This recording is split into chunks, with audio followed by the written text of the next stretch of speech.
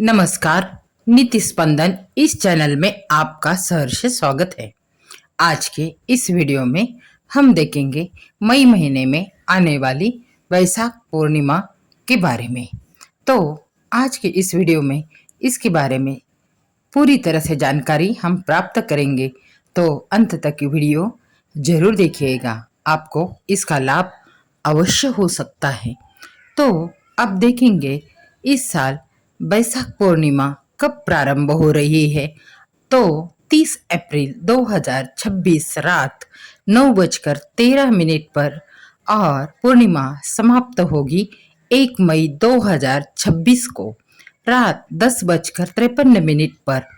वैशाख पूर्णिमा का व्रत 1 मई शुक्रवार के दिन रखा जाएगा। इस दिन सत्यनारायण की पूजा भी अवश्य की जाएगी। सत्यनारायण की पूजा इसी दिन रखने का कई जगह पर प्रयास होता है।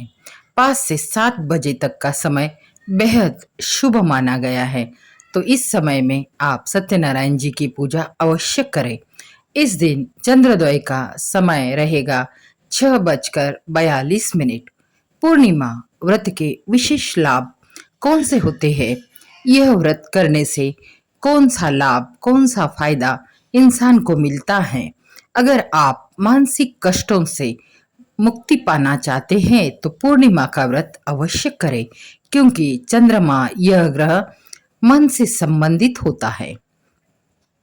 पूर्णिमा का व्रत करने से पारिवारिक कलह, पारिवारिक अशांति दूर होती है और घर में होने वाली वाद विवाद, तनाव की स्थिति खत्म होती है। जिन व्यक्तियों की कुंडली में चंद्र ग्रह पीड़ित और दूषित है, जीवन में बहुत समस्या आ रही है, उन्होंने तो पूर्णिमा का व्रत अवश्य करना चाहिए। यह व्रत बहुत कठिन नहीं होता है। पूर्णिमा के दिन शिवलिंग पर आप शहद, कच्चा दूध, बेलपत्र, शमी पत्र पूरी श्रद्धा भाव से अर्पित करें। भगवान श्री शिव जी की कृपा आप पर प्राप्त होगी और आपके सभी प्रकार की मानसिक, शारीरिक और आर्थिक बीमारियों से आपको मुक्ति प्राप्त होगी। आर्थिक कठिनाइयां दूर होगी। जो लोग अकारण डरते हैं या मानसिक चिंता से ग्रसित होते हैं, उन्हें पूर्णिमा का व्रत अवश्य करना चाहिए, क्योंकि यह सब मानसिक समस्याओं में आता है। लंबा और प्रेम भरा वैवाहिक जीवन व्यतीत करने के लिए पूर्णिमा का व्रत बेहद शुभ और फलदायी माना जाता है। कहते हैं इस व्रत को करने से बहुत सुंदर जीवन प्राप्त होता है। इस दिन क्या करना चाहिए, पूर्णिमा का व्रत किस प्रकार से किया जाना चाहिए।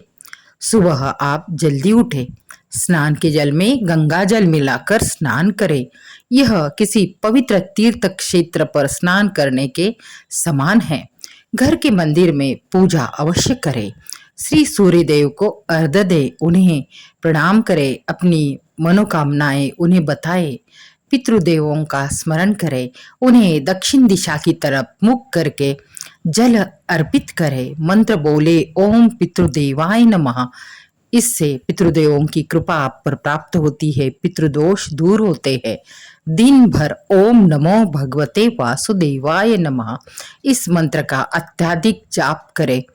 दिन भर व्रत रखे, शाम को चंद्रदेव को दूध का अर्घ्य दे, चंद्र दर्शन करे, चंद्रदेव की पूजा करे और फिर ही व्रत खोले, ऐसी ही परंपरा है। पीपल वृक्ष की पूजा करे। जल में दूध, काला तिल, पानी मिलाकर पीपल वृक्ष की जड़ में अर्पित करें। हो सके तो 1, 5, 7 या 11 परिक्रमा करें, मनोकामना की पूर्ति होगी। वैशाख पूर्णिमा के दिन विधि विधान से भगवान श्री विष्णु जी और माता श्री लक्ष्मी जी की यथाशक्ति पूजा करें। ऐसा करने से भाग्य का साथ हमें प्राप्त होने लगता है। घर में कभी भी दरिद्रता नहीं आती। जो आर्थिक विवंचना है वो समाप्त हो जाती है। पूर्णिमा की रात चंद्रमा को कच्चे दूध में चीनी मिलाकर अर्घ्य दे। इस उपाय को करने से सभी तरह के दोषों से मुक्ति मिलती है, खासतौर पर मानसिक घर में बिना किसी वजह झगड़े होते हैं, वाद विवाद से आपका घर परेशान है तो इन समस्याओं से मुक्ति मिलती है। घर में हमेशा खुशहाली बनी रहती है, शांति बनी रहती है। तो पूजा कैसे करें, व्रत कैसे करें? एक चौकी पर पीला वस्त्र बिछाए, उस पर श्री विष्णु जी और माता लक्ष्मी जी की तस्वीर स्थापित करें। अगर आपके पास मूर्ति है तो उसे भी आप स्थापित कर सकते हैं। पूजा सामग्री क्या लगती है? तो घी का दीपक, पंचामृत, तुलसी के पत्ते, चंदन, पीले फल, पीले फूल, पीली मिठाई, खीर, हलवा, इनमें से कोई भी एक भोग आप लगा सकते हैं। भगवान श्री विष्णु जी को चंदन लगाकर पीले फूल, तुलसी दल अर्पित करें। ओम नमो भगवते वासुदेवाय नमः का जाप करें। घी का दीपक जलाए, फूल माला अर्पित करें, केसरी या खीर, पीली मिठाई का भोग लगाए और आपकी मनोकामनाएं उन्हें जरूर बताएं। माता लक्ष्मी जी को लाल फूल अर्पित करें, हल्दी, कुमकुम, चुनरी अर्पित करें और दोनों की आरती करें। श्रद्धा भाव से अपनी मनोकामना उन्हें बताएं। इस दिन वस्त्र, फल, अन्न का दान करना अत्यंत शुभ होता है, सभी पापों से मुक्ति दिलाने वाला होता है।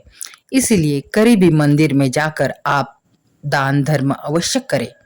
इस दिन घर के बुजुर्ग लोगों का आशीर्वाद लेना ना भूलें। दिन में थोड़ा सा वक्त उनके साथ भी बिताएं। रोजाना उन्हें प्रणाम करें। अपनी पत्नी का आदर सम्मान करें। उन्हें हमेशा खुश रखें।